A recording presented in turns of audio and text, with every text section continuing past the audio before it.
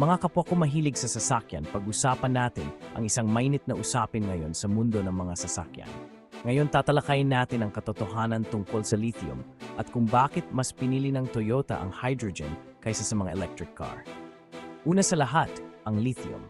Ang elementong ito na kulay pilak ang puso at kaluluwa ng mga baterya ng electric vehicle. Pero heto ang problema, hindi ito kasing dami ng iniisip natin. Ang lithium ang pangatlo sa pinakamaraming metal sa crust ng Earth. Pero ang pagkuha nito, ibang usapan na yan. Karamihan sa lithium ay nagmumula lamang sa ilang lugar sa mundo, Australia, Chile at China. At ang pagmimina nito, hindi ito ganoon kadali. Ito ay magastos at nakakasira sa kalikasan. Dagdag pa rito, kapag nakuha na ito sa lupa, kailangan pa itong i-refine para maging battery-grade quality.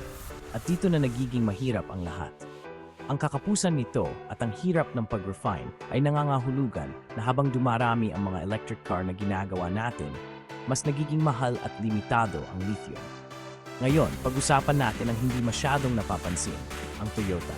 Maaring napansin ninyo na hindi ganoon kasigasig ang Toyota sa mga electric vehicle tulad ng mga kumpanyang gaya ng Tesla o GM.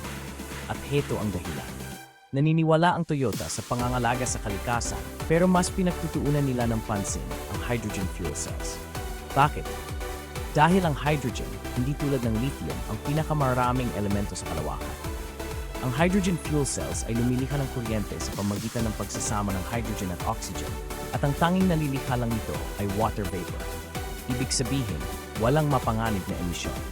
At hindi tulad ng mga electric car, ang hydrogen fuel cells ay maaring ma-refuel sa loob lamang ng ilang minuto, hindi tulad ng mga oras na kailangan i-charge ang mga electric car.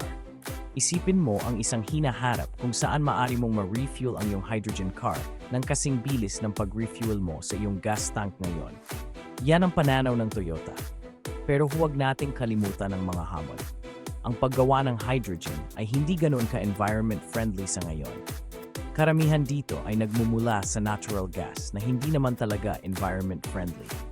At ang infrastruktura, halos wala pa ito kumpara sa mga electric charging station. Malaki ang itinataya ng Toyota, umaasa na ang teknolohiya at infrastruktura ay susunod din. Kaya, bakit hindi pareho? Ang lahat ay tungkol sa pag-iba-iba. Ang kinabukasan ng mga sasakyan ay maaring hindi lamang nakasalalay sa isang teknolohiya. Ang ilang kumpanya ay nakatuon sa electric, habang ang Toyota naman ay sumusubok sa hydrogen. Sa huli, lithium monohydrogen, pareho silang may mga benepisyo at disbentaha.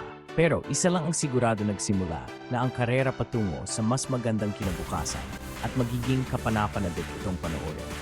Kung nagustuhan ninyo ang video na ito, pindutin ninyo ang like button, mag-subscribe at i-comment ang inyong mga saloobin tungkol sa pagtaya ng Toyota sa hydrogen.